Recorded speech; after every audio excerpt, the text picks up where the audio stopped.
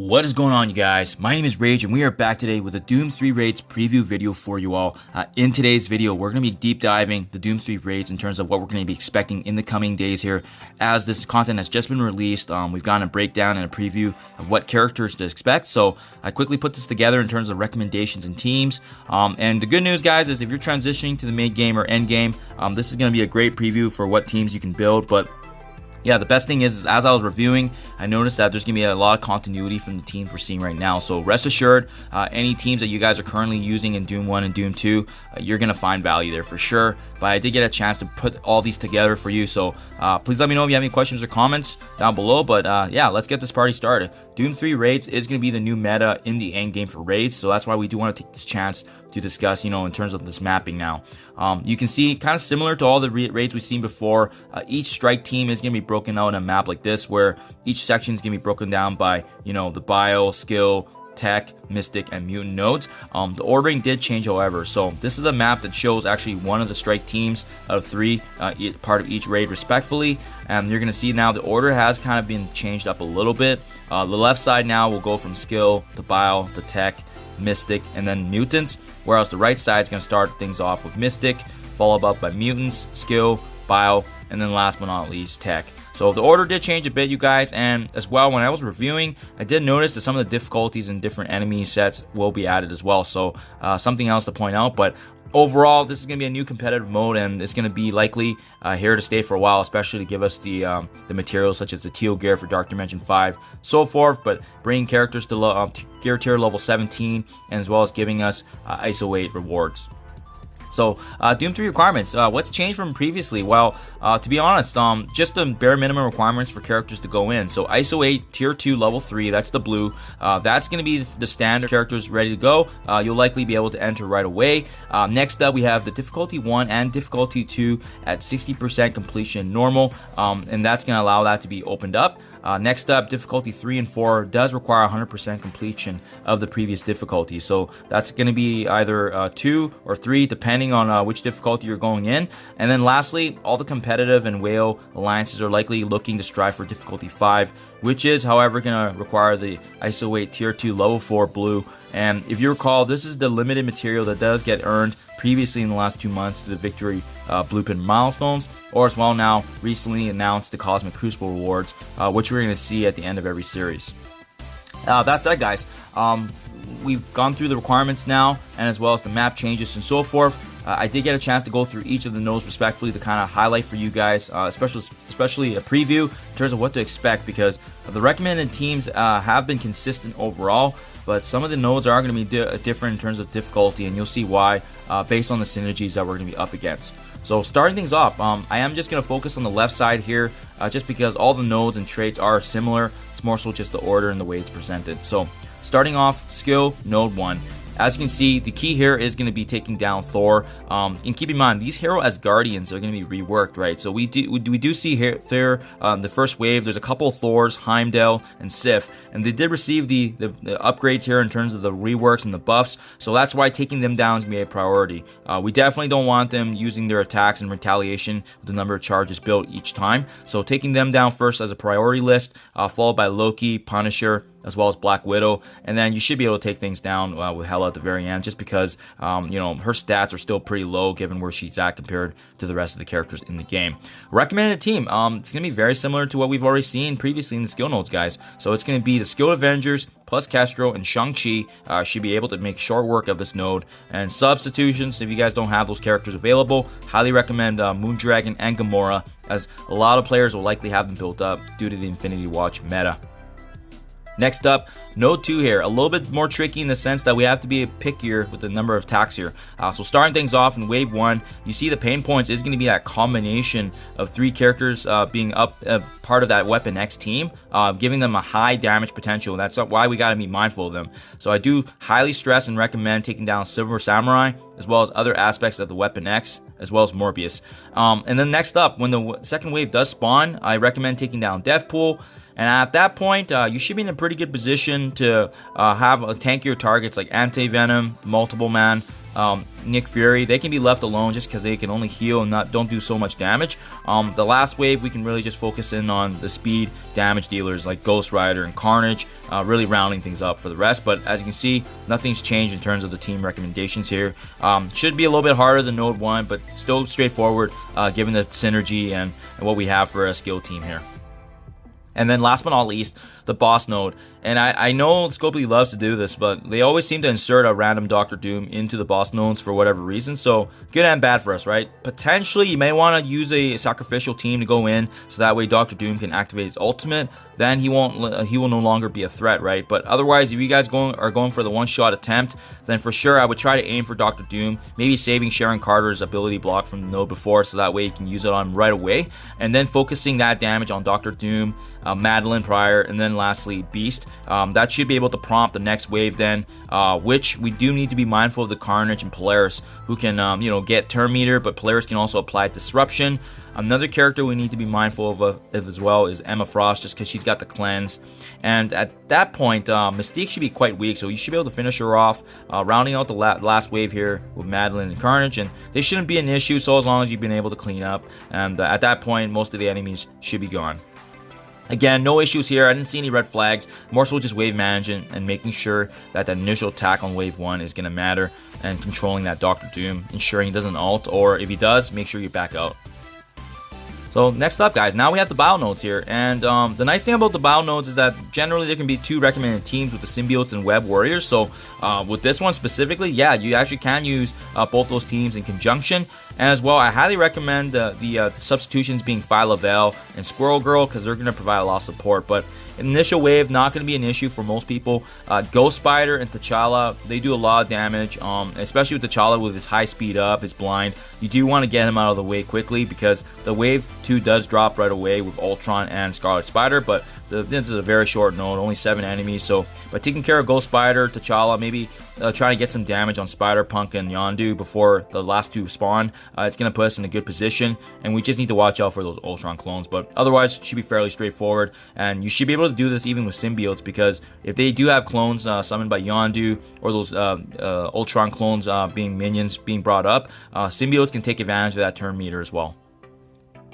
Now next up, I did actually add a caution sign here, because this is the first time that we're going to see now in a node where it's going to be extremely powerful and dangerous. So I'm almost thinking that the recommended team here is Web Warriors. I took away the symbiotes as recommended, because I don't think they're going to have they're not even going to have a fighting chance against these guys. They could be very well a sacrificial team just to take down as much damage as possible. But you can see here the main reason why this one's so powerful is because we are up against a full Infinity Watch right from the beginning, and on top of that, Axemen are also against us. So that's the combinations of Beast, Jubilee, and as well as having a character like Psylocke that can cleanse as well. I imagine this is likely going to be a 2 attempt node, just because of that combination of the Infinity Watch, and especially given where their power level is at. But once you're able to take them down, at least parts of them, I highly recommend Moondragon and Phyla-Vell, followed by Nebula. That's generally how I do my attacking order whenever I fight against an Infinity Watch in any other aspect of the game. And then lastly, you can clean things up by focusing on the rest of the Astonishing X-Men. That's going to prompt this last wave of Phoenix and Deathpool, but at that point, if it's just them coming together with the bulk of the Infinity Watch taken down, you shouldn't have an issue. But likely, I'm probably going to use my symbiotes first, just to kind of soak up damage, do some damage accordingly, and then go in with my Web Warriors to finish up if needed. So next up, guys, the last for bio is going to be the boss node here, and as you can see, priority here is just aiming for and taking care of Silver Surfer in this initial wave. He's just so powerful. He can gain additional speed up, so forth. Phyla-Vell is very powerful as well, so we want to take her down, as well as damage dealers like Corvus, and then finally Ebony Maw is who I recommend. In the next wave, it's just going to be approximately midnight, so not a big deal, but then we have to watch for that wave 3 that does drop, and the big one to watch for is actually Icarus the moment he drops, especially with T'Challa having that speed up and damage, and he can copy buffs. Main reason, because if you have that combination of Cersei and Icarus joining hands at the very end here, it can be a very, very dangerous situation. So that's why we need to be mindful of that and take them down as soon as possible. But this should still be a pretty good attempt for just the Web Warriors being able to take care of business. But at this point, I don't think you'll have symbiotes if you use them as a sacrificial for no 2. So, but otherwise, I still think this one's a lot better. the Node 2. I think that's going to be one of the pain points going through these new Doom 3 raids. Other than that, business as usual, clean things up. That's the last we see here of the bio nodes.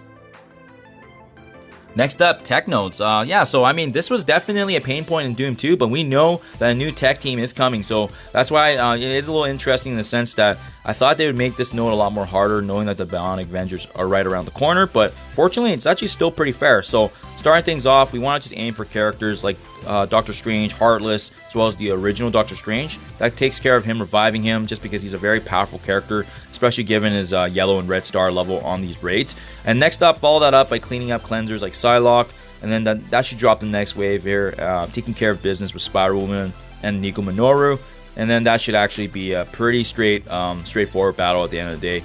Make sure you guys are saving up energy in preparation for the next node. But recommended team, I think I can take care of this, is going to be easily Shuri with Lady Deathstrike, Nebula, Kestrel, and Doctor Doom. And I love having on the sub and bench here T'Challa, Dr. Octopus, Minerva, as well as Misty Knight. You just never know when you can slot them in for some substitutions here and there, especially if someone accidentally goes down due to RNG. But for sure, the main 3 or 4 is going to be Shuri, Lady Deathstrike, Kestrel, and Doctor Doom, just given how powerful they are now in the game. And I use all of them in Dark Dimension 5 as well, so you likely will have them built up if you use them as well for leveraging.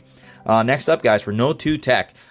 Gets a little bit more dangerous here because, once again, anytime we start up against a node with Silver Surfer, we got to be on the keep an eye out for him, especially when combined with Beast, Iceman, part of that astonishing X-Men crew. So we do want to aim for those guys, especially. Baron Zemo is squishy as well, so I like to take him out of the way. Namor, Shocker, Iceman, honestly, Kitty Pryde, you can leave them for the very end if need be, but for sure, Surfer and Zemo and Beast priorities. Next up, the next drop here of Shang-Chi mixed with Bishop and T'Challa is an extremely dangerous wave. So for sure, Shang-Chi has to be the first one to go if you're able to get your hands on him. Otherwise, you can switch back and forth between Shang-Chi and Bishop, because Bishop will likely have the taunt. Once you take care of those two, T'Challa should be straightforward. And then lastly, that team should get the job done here from Node 2. No issues, just you need to make sure that you're wave managing and ensuring those attacks are actually landing, and especially taking care of Surfer initially from that wave 1.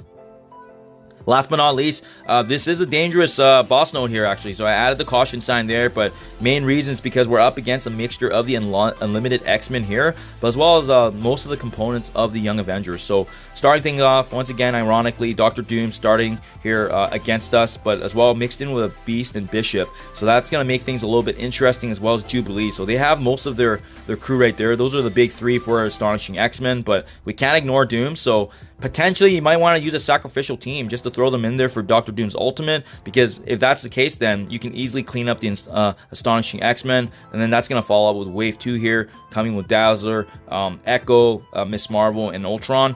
And honestly speaking, I didn't put Ultron in there because I usually find that if you can just make sure that he doesn't use his abilities, so maybe just reducing his turn meter reduction, or making sure that you have enough attacks on him. But if he gets going, it's going to be dangerous. But I think the other enemies like Echo, Phantom X, and Dazzler, they're going to make things a little bit more dangerous for us. So that's why I didn't put them on there. But this might be one of the ones where we have to play it by ear, just because we need to see how this goes. Maybe even potentially bring in a character like Misty Knight to disable a character, right? So keep that in mind, guys. But this one for sure, I think we're going to need to experiment a little bit just to see how this tech boss node goes. But goes without saying, make sure you guys have a really good strong attack on Doctor Doom and that initial 3 on Astonishing X-Men, because I think they're going to really set the tone. And then follow that up by cleaning up all the Kate Bishops, because she's going to be providing that blind for any of your fellow Young Avengers. That wraps up the tech notes, guys. Now moving on to Mystic here, and again, I think a lot of players are just gonna have a really good time with Mystic, because you just need a really powerful team to get through either the Darkhold or the Eternal mixed with the New Warriors, and that's what you see as my recommended right there. They're just so powerful and devastating with the amount of synergy. But priorities, yeah, just make sure you're aiming for aspects of the Darkhold. So that's going to be Agatha Harkness, it's going to be Heartless Doctor Strange, Wong, and then a cleanser like Emma Frost here. Once you do that, it's going to be really straightforward and smooth sailing. Next up, Node 2.